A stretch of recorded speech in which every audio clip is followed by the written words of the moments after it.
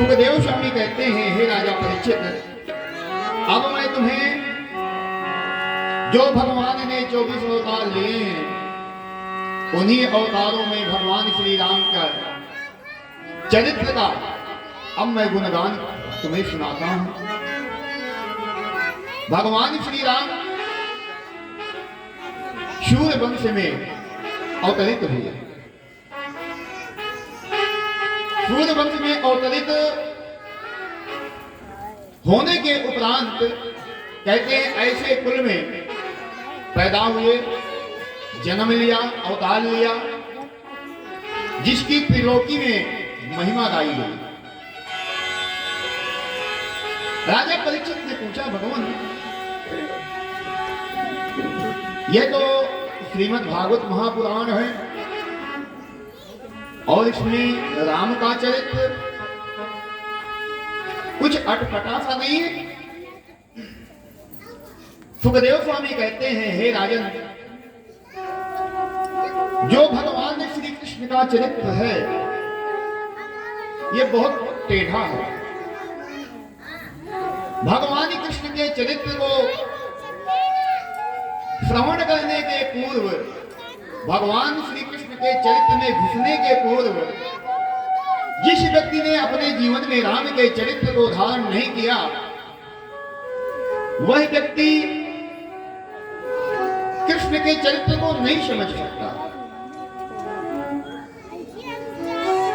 कहा गया है, जो राम ने किया है वो करो और जो कृष्ण ने कहा है वो करो।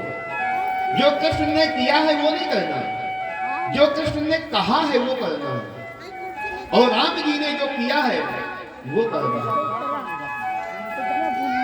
नहीं तो ये कलयुग के व्यक्ति भगवान कृष्ण के 16,108 विवाहों को देख करके, भगवान की रासलीला को देख करके तरह तरह से अपयश लगाएंगे और उस मार्ग पर चलने का प्रयास करेंगे।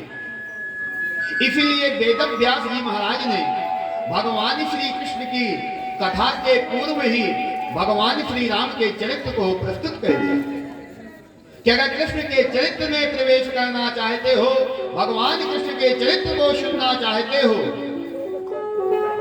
तो पहले राम के चरित्र को जीवन में धारण करो। जब राम के चरित्र को जीवन में धारण करोगे तभी तुम कृष्ण के चरित्र को समझ पाओगे, नहीं तो अपमान को प्राप्त हो जाओगे। सुखदेव जी बोले, हे राजन, मैं तुम्हें राम कथा विस्तार से तो नहीं सुना सकता, क्योंकि राम कथा जो है अथाह सागर है और इस सागर से पार पाना जन्म जन्मांतर तक मुश्किल है। मैं तुम्हें सूक्ष्म रूप से राम की कथा सुनाता हूं।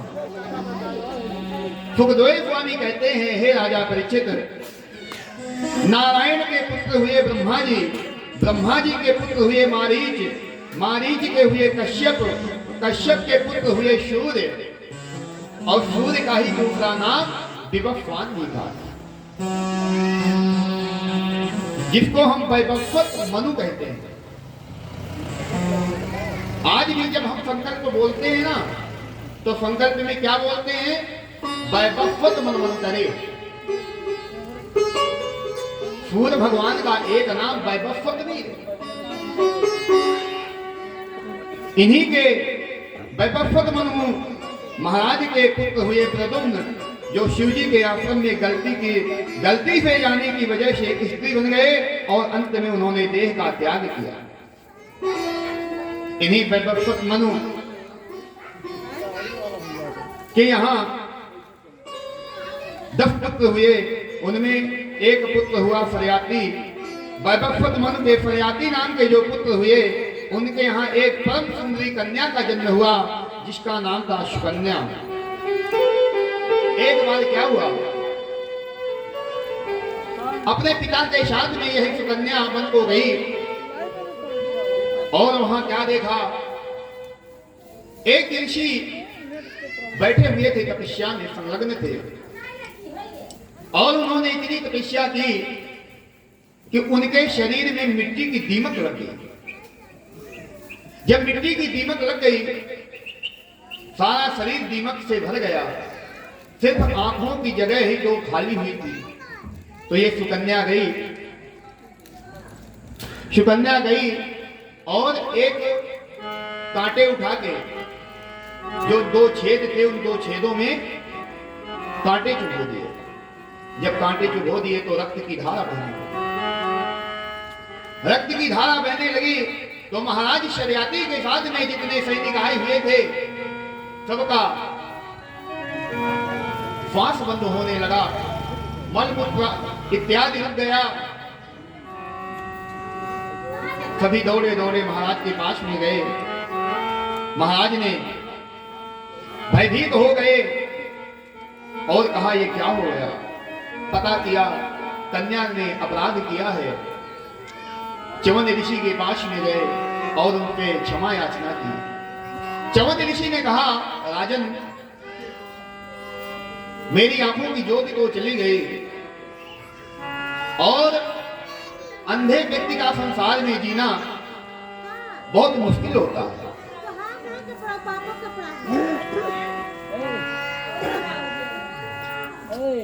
अगर मेरे जीवन का कोई सहारा मिले तो कहते हैं राजा शर्याती ने अपनी पुत्री सुकन्या का विवाह च्यवन ऋषि के साथ में किया। तब के जो राजा महाराजा होते थे ना, अपनी पुत्रियों का विवाह, जो क्षत्रिय राजा होते थे, जिनकी कन्याएं फूलों में पली बढ़ी हैं, वो अपनी कन्याओं का विवाह ऋषि महात्माओं के साथ में करते थे। और वह राजकुमारी ऋषियों के साथ में जाकर के सुंदर दाम्पत्य जीवन को जीते हुए बहुत तपस्या करती थी। आज हम कन्या के विवाह के लिए चिंतित रहते हैं, अच्छा से अच्छा लड़का मिले, प्रोफेशनल लड़का मिलना चाहिए। संस्कारित नहीं देखते, ये संस्कारवान परिवार है कि नहीं है, नीतिवान परिवार है कि नहीं है, चरित्रवान परिवार है कि नहीं है, ये नहीं देखते। धन देखते हैं, इसके परिवार में धन है कि नहीं है। अगर धन है तो अपनी पुत्री का वहां विवाह कर देते हैं, वो पुत्री आगे सुखी रहे या दुखी रहे। कहते हैं संस्कार देखना चाहिए। इन्हीं के आगे वंश में अम्बरीश जी महाराज है। अम्बरीश जी महाराज की निष्ठा और संतों के प्रति आदर जगत में व्याप्त है। एक दिन की बात है, महाराज अम्बरीश जी एकादशी का व्रत किए थे। कहते हैं प्रत्येक मनुष्य जाति को, सिर्फ ब्राह्मण के लिए नहीं कहा गया, संपूर्ण मानव को एकादशी का व्रत रहना चाहिए। एकादशी का व्रत भगवान विष्णु को अत्यधिक प्रिय है। अम्बरीश जी महाराज एकादशी का व्रत कहते हैं। एकादशी का व्रत किए थे, दूसरे दिन द्वादशी थी। इतने में क्या हुआ, दुर्वासा ऋषि का आगमन हुआ। जब दुर्वासा ऋषि का आगमन हुआ, अम्बरीश जी महाराज ने उनके चरण वंदन किए। अम्बरीश जी महाराज से दुर्वासा जी ने कहा, राजन, मैं संध्या वंदन स्नान इत्यादि से निवृत्त होकर के आता हूं। संध्या इत्यादि कहने के लिए जब दुर्वासा ऋषि चले गए, राजा अम्बरीश ने ब्राह्मणों को बुलाया और ब्राह्मणों से पूछा, द्वादशी कितनी देर है? कभी कभी ऐसा होता है कि द्वादशी कुछ पल और कुछ घटी ही होती है,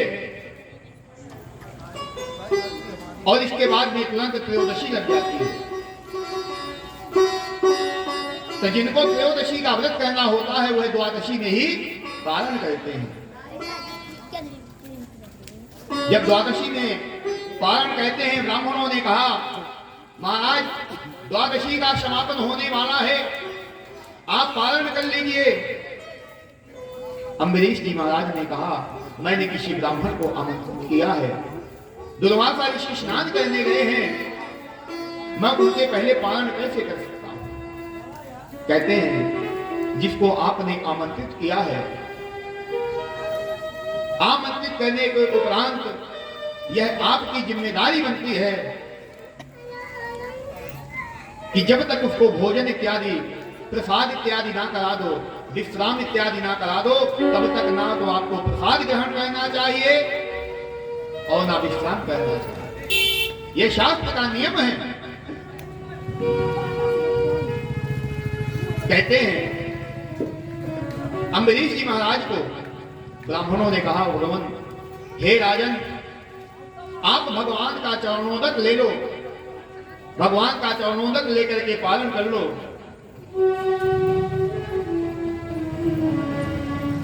अम्बरीश जी महाराज के हाथ में चरणोदक दिया गया।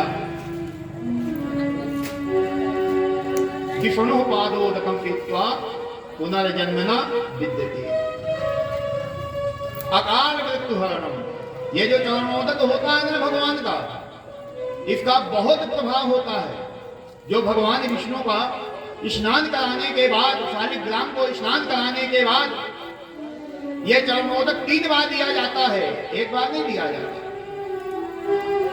3 बार लेना चाहिए, और ब्राह्मण देते भी 3 बार हैं। कहते हैं, अकाल मृत्यु हरणम। यह भगवान विष्णु का चरणोदक पीने से व्यक्ति की अकाल मृत्यु नहीं होती। अकाल मृत्यु जैसे फांसी लगा लेना, जहर खा लेना, एक्सीडेंट हो जाना, तालाब में डूब जाना, अग्नि में जल जाना, यह अकाल मृत्यु है। सर्व व्याधि विनाशनम, शरीर की सभी प्रकार की व्याधियों का नाश करता है। विष्णु पादोदकम पीत्वा पुनर्जन्म न विद्यति। कहते हैं, नित्य प्रति भगवान विष्णु का चरणोदक लेने से व्यक्ति का इस संसार में आवागमन से उसकी मुक्ति हो जाती है। इसलिए भगवान विष्णु का चरणोदक, शालिग्राम के चरण कमलों का वह जल नित्य प्रति लेना चाहिए। अम्बरीश जी महाराज ने जैसे ही चरणोदक पीने को उद्यत हुए, इतने में दुर्वासा ऋषि सामने से चले आ रहे थे। उन्होंने देखा कि ये मुझे आमंत्रित करने के उपरांत भी इसने अतिथि का अपमान किया और इसने पालन कर लिया। दुर्वासा ऋषि नाराज हो गए और मंत्र शक्ति के द्वारा कृत्या नाम की राक्षसी को पैदा किया। जब जटा उखाड़ करके जमीन पर पटकी तो कृत्या नाम की राक्षसी पैदा हो गई और वह राक्षसी अम्बरीश जी महाराज को खाने के लिए दौड़ी। जब अम्बरीश जी महाराज को खाने के लिए दौड़ी तो कहते हैं, भगवान विष्णु का सुदर्शन चक्र अम्बरीश जी महाराज की रक्षा में लगा हुआ था। भगवान के सुदर्शन चक्र ने उस कृत्या नाम की राक्षसी को जला करके भस्म कर दिया और भगवान का सुदर्शन चक्र दुर्वासा ऋषि के पीछे पड़ गया। दुर्वासा ऋषि को जलाने लगा। दुर्वासा ऋषि यहां से भगे। कहते हैं, इंद्र देवता के पास में गए। इंद्र देवता से कहा, राजन, आप मुझे इस सुदर्शन चक्र के तेज से बचाओ। इंद्र ने अपनी असमर्थता व्यक्त की। ब्रह्मा जी के पास में गए। ब्रह्मा जी ने मना कर दिया। भगवान भोलेनाथ के पास में गए। भगवान भोलेनाथ ने भी असमर्थता व्यक्त कर दी और कहा, जिसका ये सुदर्शन है तुम उसी के पास में जाओ। तो कहते हैं, दुर्वासा ऋषि दौड़ते हुए भगवान विष्णु के वैकुंठ लोक में गए और भगवान जहां विश्राम कर रहे थे हाथ जोड़ करके खड़े हो गए। हे प्रभु, इस सुदर्शन चक्र से मेरी रक्षा करो, ये मुझे जला करके भस्म कर देगा। भगवान नारायण कहते हैं, दुर्वासा जी,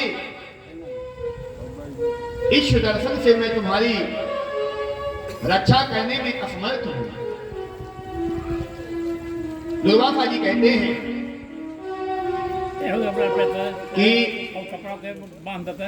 क्या ये सुदर्शन आपका नहीं है? भगवान विष्णु कहते हैं हाँ ये सुदर्शन मेरा है। तो क्या ये सुदर्शन आपका गण नहीं है? हाँ मेरा गण है, लेकिन मैं इससे आपकी रक्षा नहीं कर सकता। तो कहते हैं कैसे नहीं कर सकते?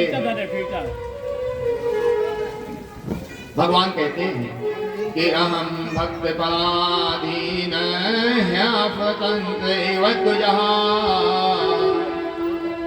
साधुभिर्ग्रस्त हृदयो भक्त भक्त जनप्रिय। हे दुर्वासा जी, अहम भक्त पराधीनो, मैं भक्त के पराधीन हूं, मैं आपकी रक्षा नहीं कर सकता। अगर आप इस सुदर्शन से रक्षा पाना चाहते हैं तो कहां जाओ? आपको वहीं जाना पड़ेगा, अम्बरीश जी महाराज के यहां। राजा परीक्षित ने कहा, हे सुखदेव मुनि, हे महाराज, क्या भक्त का इतना महत्व है कि भगवान भी असमर्थ हो जाते हैं? कहते हैं हाँ, भक्त का बहुत महत्व है।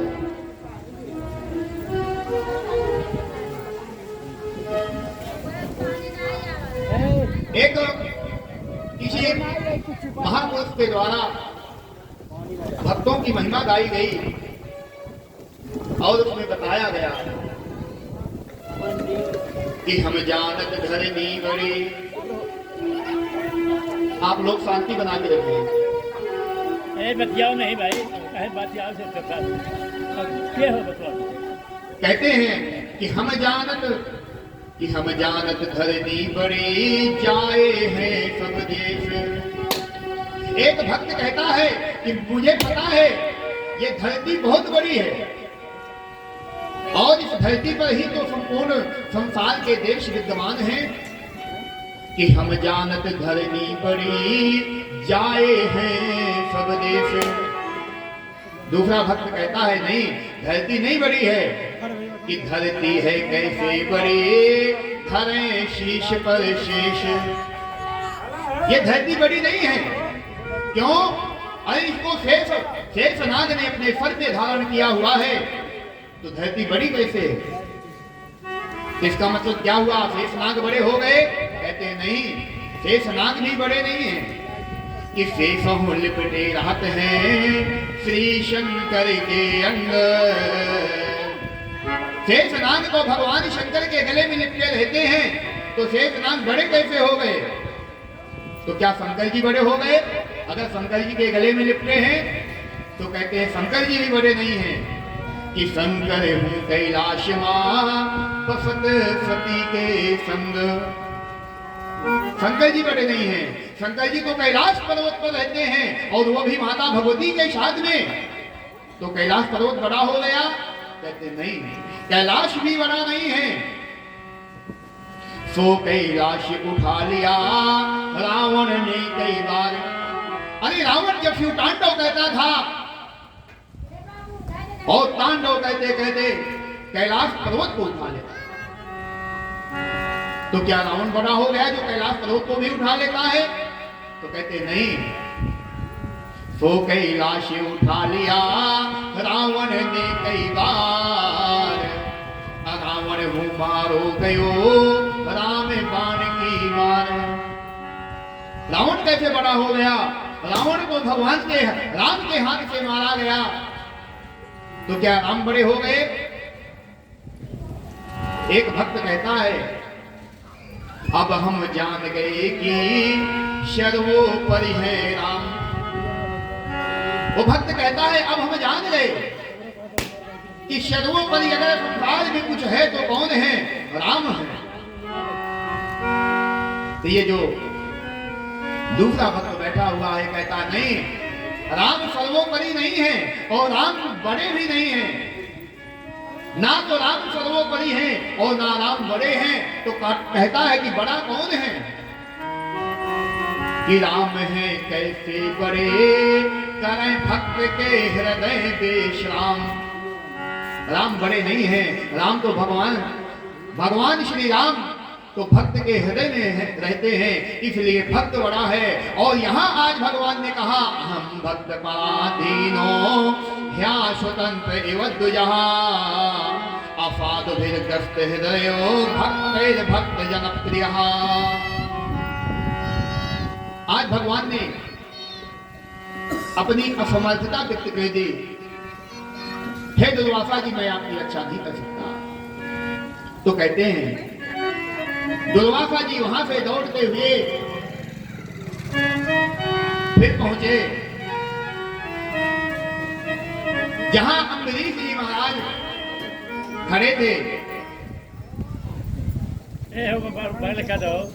अम्बरीश जी महाराज के पास में जब पहुंचे दुर्वासा ऋषि, तो आज भी अम्बरीश महाराज हाथ में उसी प्रकार से चरणोदक लिए हुए खड़े थे और दुर्वासा ऋषि महाराज की इंतजार कर रहे थे। ऐसे दुर्वासा जी दौड़ते हुए गए, अम्बरीश महाराज के चरणों में गिर गए और कहते हैं महाराज, आप इस सुदर्शन चक्र से मेरी रक्षा करो। अम्बरीश जी महाराज ने तुरंत दुर्वासा ऋषि को उठाया और कहा महाराज, मैं आपको प्रणाम करूं तो शोभा देता है, आप मुझे प्रणाम करो यह तो नीति के विरुद्ध है। दुर्वासा ऋषि कहते हैं भगवंत, आप मेरी सुदर्शन चक्र से रक्षा करो। पता है अम्बरीश महाराज जी ने क्या किया? अम्बरीश जी ने हाथ जोड़ करके सुदर्शन चक्र से कहा, हे सुदर्शन चक्र, मैंने संतों में, ब्राह्मणों में और भगवान में अगर कोई अंतर ना समझा हो तो तुम शांत हो जाओ। इतना सुनना ही था कि सुदर्शन शांत हो गए। जब सुदर्शन शांत हो गए, अहो अनंत नाशानां महत्त्वं दृष्ट पद्य में कृतागतोऽपि यद् राजन् मंगलानि समीहसे। दुर्वासा जी ने महाराज अम्बरीश को बहुत आशीर्वाद दिया और आशीर्वाद देने के बाद प्रसाद ग्रहण किया और वहां से प्रस्थान कर गए। आगे की कथा कहते हुए सुखदेव स्वामी कहते हैं, हे राजा परीक्षित, यह जो शूर वंश है, शूर वंश में बिना यज्ञ किए किसी को कोई संतान नहीं प्राप्त हुई और चंद्र वंश में बिना झगड़े के किसी का विवाह नहीं हुआ। शूर वंश में जिसको भी संतान चाहिए उसको यज्ञ करना पड़ा। यही शूर वंश में आगे योनाश हुए और यही योनाश यज्ञ किया पुत्र प्राप्ति के लिए। तो ब्राह्मणों ने जो जल रखा था योनाश की पत्नी को पीने के लिए, जिस जल को पीने के बाद उसको गर्भवती होना था, तो कहते हैं योनाश महाराज ने रात्रि को वो जल पी लिया। जब वह जल पी लिया, प्रातःकाल हुआ, ब्राह्मणों ने देखा, अरे महाराज वो जल कहाँ गया? तो कहते हैं योनाश जी ने बताया कि वो जल मैंने पी लिया। ब्राह्मणों ने कहा महाराज ये बहुत गलत किया, वो जल तो आपकी रानी को पीना था, जिस उस जल के प्रभाव से आपकी रानी पे गर्भ आना था, अब तो आपके ही गर्भ आ गया। देखिए मंत्रों में कितनी शक्ति होती थी और आज भी है। आज मंत्र फलीभूत क्यों नहीं हो रहे? आज मंत्र फलीभूत क्यों नहीं होते? हमारी उनके प्रति श्रद्धा कम हो रही। हम पूजा में बैठते हैं, तरह तरह की बातें अपनी लगा के बैठते हैं, बाद में कहते हैं पुण्य नहीं मिल रहा, हमारा काम नहीं हो रहा। कहां पे होगा? अपनी व्यथा समाप्त ही नहीं करनी है और भगवान की कथा सुननी ही नहीं है, कल्याण कहां से होगा? नहीं होने वाला।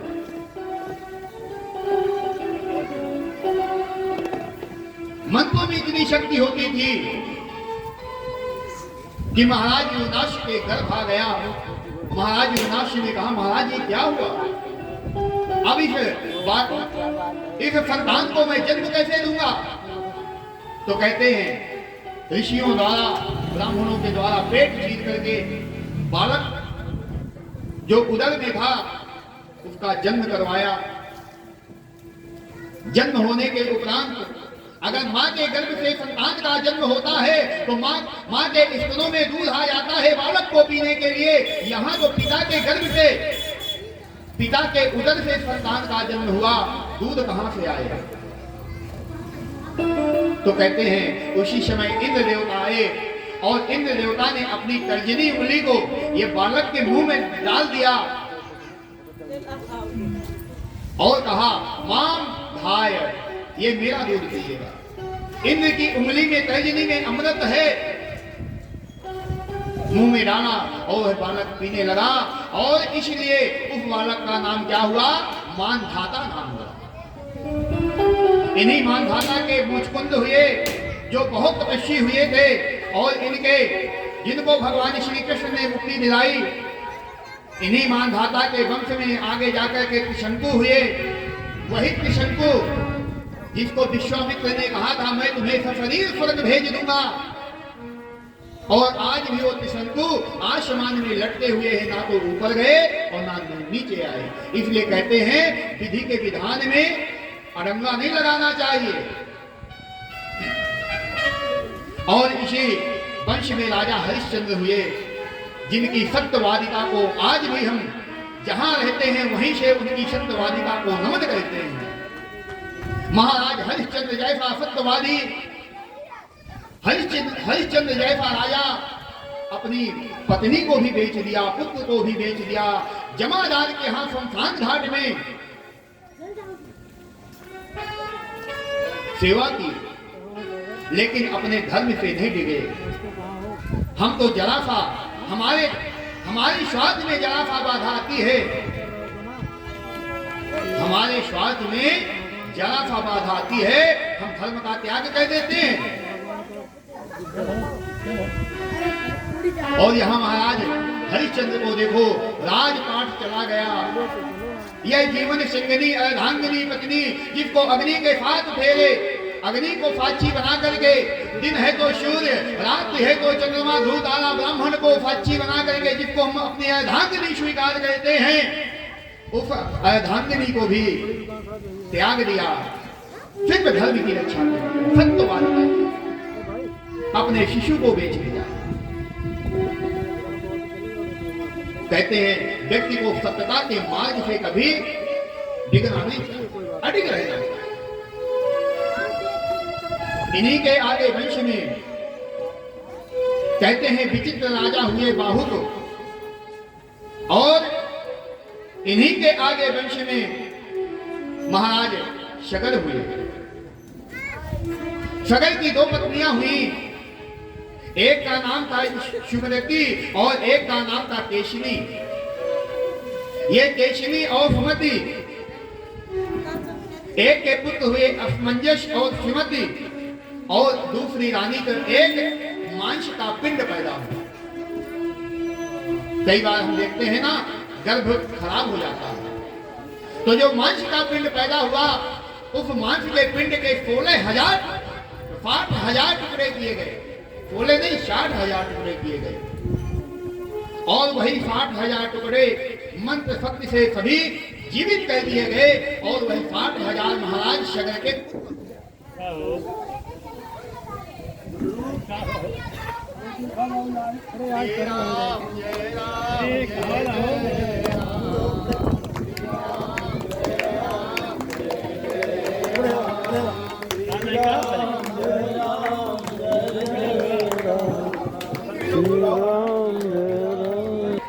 तो रास्ते में अगस्त मुनि का आश्रम आया। जब